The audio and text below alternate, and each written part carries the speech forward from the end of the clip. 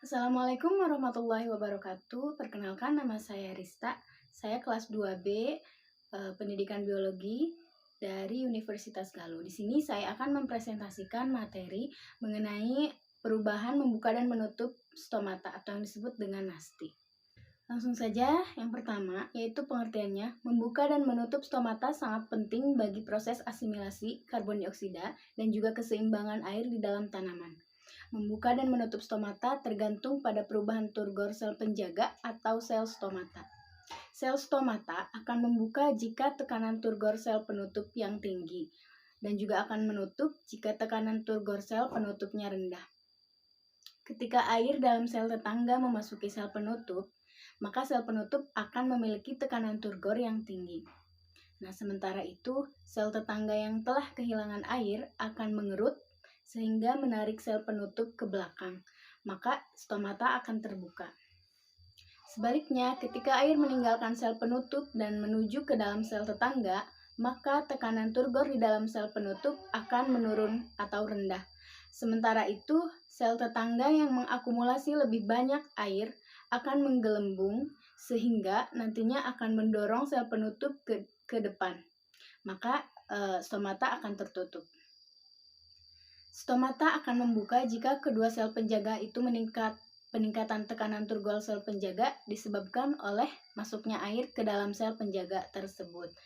Oleh karena itu, pergerakan air di dalam satu sel ke sel lainnya akan selalu dari sel yang mempunyai potensi air yang lebih tinggi ke sel yang punya potensi air yang lebih rendah. Tinggi rendahnya potensi air sel ini akan tergantung pada jumlah bahan yang terlarut atau solut di dalam cairan sel tersebut. Nah, untuk memacu agar air masuk ke dalam sel penjaga, maka jumlah bahan yang terlarut di dalam sel tersebut harus ditingkatkan.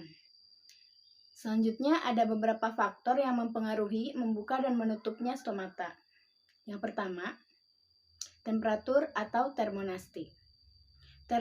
Temperatur yang tinggi akan menyebabkan stomata tertutup. Naiknya suhu akan meningkatkan laju respirasi sehingga kadar karbon dioksida di dalam daun itu meningkat.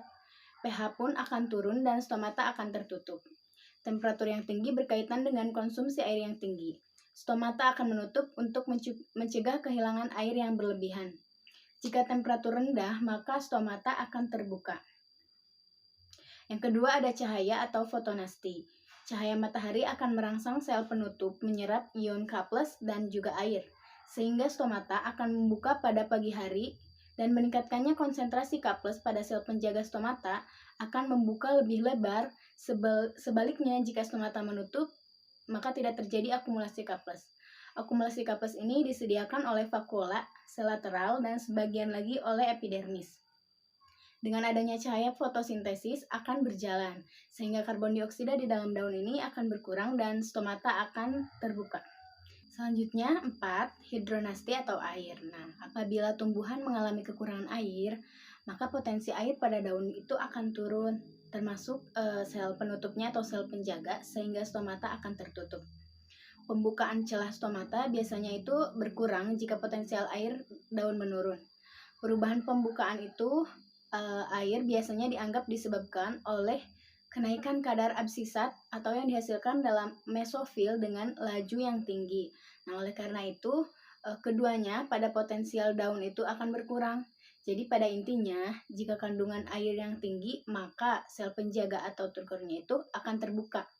Nah, jika kandungan airnya rendah pada sel, maka sel penjaganya itu akan tertutup. Yang kelima, ada bahan kimia atau kemonasti.